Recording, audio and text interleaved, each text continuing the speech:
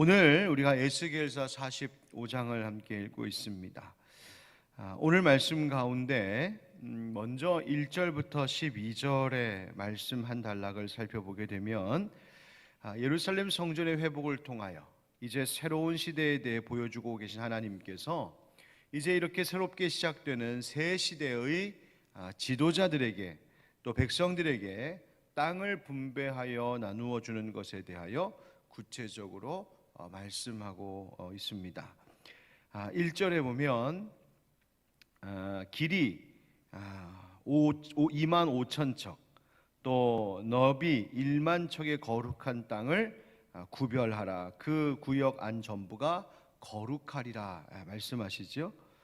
또 2절에 보면 이 땅에서 그 땅 가운데 500척은 거룩한 성소를 위해 구분되고 주변에 50척은 전원으로, 그러니까 빈 공터로 사용한다. 즉 성전 주변에 있는 그 뜰을 이야기하는 것입니다. 또 말씀해 보면 성소의 이 거룩한 장소는 제사장들의 집을 위한 장소로도 사용되게 하셨고, 또 동일한 크기의 지역을 구분하여 레위 사람들에게 돌려 그들의 거주지를 삼아 마을을 세우게 하십니다.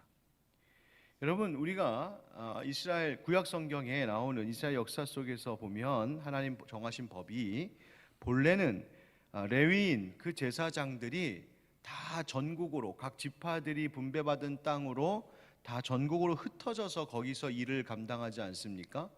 또 레위인들에게는 땅을 기업으로 주지 않았습니다. 그런데 새로운 시대에는 다 그들에게도 구별된 땅을 허락하고 다 중앙으로 모여 이렇게 그 자신의 집을, 자기의 거주할 곳을 두도록 하나님께서 조치하시는 것을 볼 수 있습니다.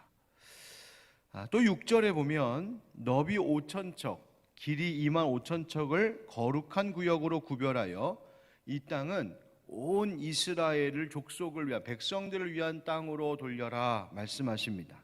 그리고 8절에 보면 왕의 땅도 있어요. 8절 말씀에 이 땅을 왕에게 돌려 이스라엘 가운데 기업으로 삼게 하면 나의 왕들이 다시는 내 백성을 압제하지 아니하리라. 그 나머지 땅은 이스라엘 족속에게 그 지파대로 줄지니라 말씀하십니다. 여러분, 이 8절 말씀을 가만히 읽어보면 하나님의 이 말씀 구절은 이스라엘 왕들의 부끄러운 과거를 드러내는 말씀이기도 합니다. 여러분, 이스라엘의 왕들은, 그리고 귀족과 힘 있는 권력자들은 당시 백성들을 압제하고 그들의 땅을, 그들의 소유를 빼앗는 일들을 저질렀습니다. 어제 수요 저녁 성경 공부에서도 함께 나눴던 말씀인데요, 이스라엘의 아합 왕이 나봇의 포도원을 빼앗은 과정에서 하나님께서 엘리야를 통해 그 아합 왕을 책망하실 때 네가 또 빼앗았느냐 책망하셨었어요.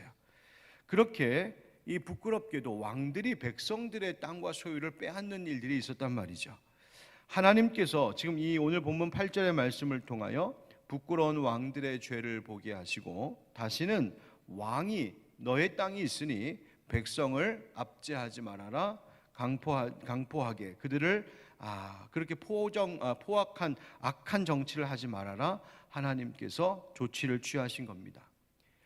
이렇게 1절부터 12절 말씀은 제사장, 레위인, 왕들 그리고 온 백성에게 땅을 구분하여 정해주고 계신 말씀인데, 그 형태를 가만히 생각해 보면 거룩한 구역, 즉 지극히 거룩한 곳 성소, 바로 하나님의 임재와 말씀이 있는 이 성소를 중앙으로 하여 모든 땅이 분배되고 있음을 볼 수 있습니다. 바로 여기서 하나님께서 우리에게 주시는 가르침이 있습니다. 하나님의 백성들이 무엇을 중심으로 모이고 무엇을 중심으로 삼아 살아야 하는지를 말씀해 주고 계신 본문이 바로 오늘의 이야기입니다. 여러분, 땅이라고 하는 것이 뭘 말합니까? 땅은 우리가 사는 삶의 터전이고 삶의 모든 기반을 말해주고 상징해주고 있는 것이 땅이라고 하는 것인데, 여러분, 땅이 우리가 생활하는 삶의 모든 전반을 의미한다면 우리가 무엇을 가장 먼저 구분해야 되고 가장 먼저 무엇을 구분하여 거룩하게 삼고 정해야 되는지, 무엇을 중심으로 살아야 되는지를 하나님 깨닫게 하십니다. 무엇을 중심으로요? 하나님의 성소, 하나님의 임재와 말씀, 하나님 중심으로 살라고 지금 말씀하시는 거예요. 여러분, 이스라엘 백성이 출애굽 광야 시대에 그랬지 않습니까? 하나님께서 성막을 세우시고 모든 지파의 진영을 그 성막 중심으로 배치시키시고 행군할 때 하나님의 언약궤가 제일 앞에, 진을 멈추어 진을 칠 때에도 하나님의 언약궤가 가장 중심에 있었던 것이 하나님께서 출애굽 당시 이스라엘 백성들을 배치하신 행군의 모습이었어요. 모든 가고 서는 것이 하나님 말씀, 하나님 뜻대로 되어야 한다는 것을 이스라엘 백성들에게 이미 일찍부터 말씀해 주셨다는 것이죠. 여러분, 삶의 중심에 하나님의 성소를 두는 것, 하나님의 우선, 하나님의 절대 기준을 우리가 잊지 않고 사는 것입니다. 오늘 우리가 말씀을 묵상하며 여러분, 우리 자신의 요즘 생활을 좀 돌아보면 좋겠습니다.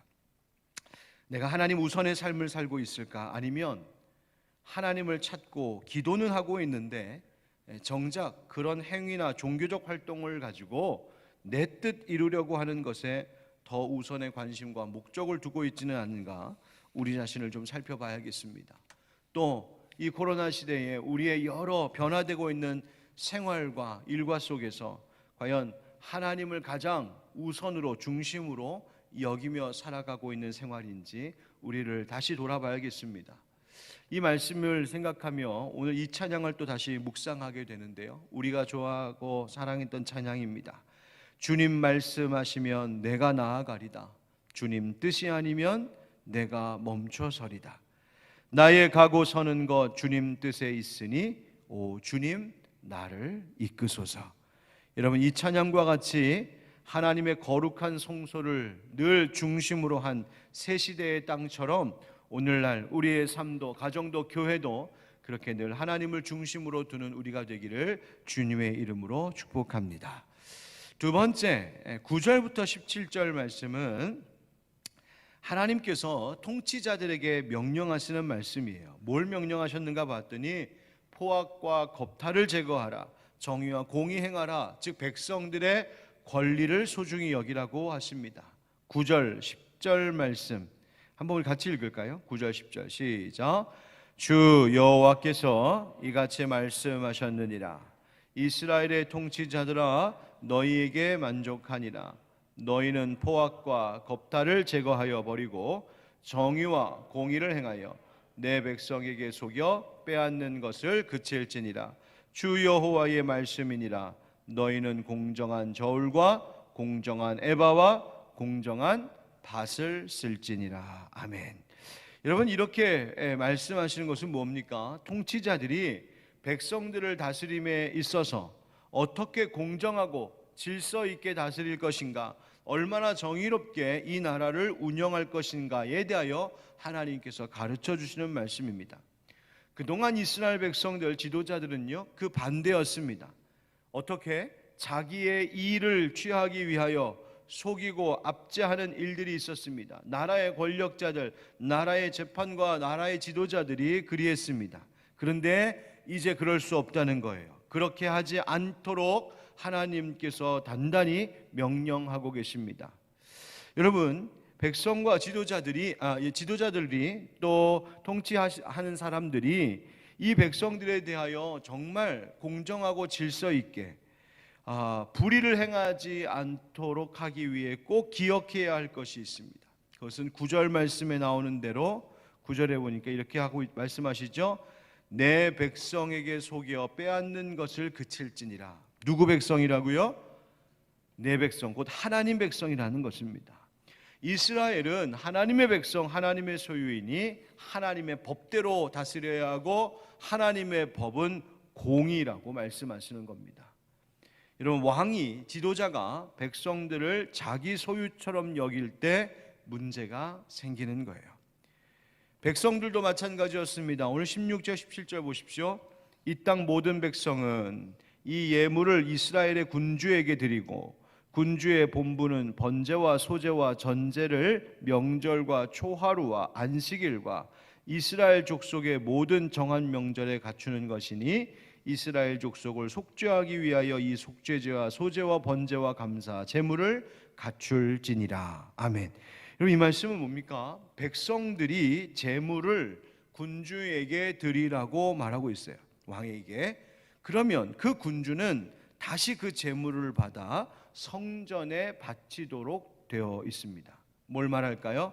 하나님의 소유된 백성들은 반드시 정하신 제물을 하나님께 바침으로 자신들이 하나님의 소유되었음을 또한 인정하고 고백하라고 하신 것입니다. 그러니까 왕과 같은 지도자들도 백성들이 하나님의 것임을 인정해야 하고 기억해야 하고, 그 백성들도 자신들이 하나님의 소유되었음을 온전히 기억하며 살라고 하시는 거예요. 여러분, 우리는 어떻습니까?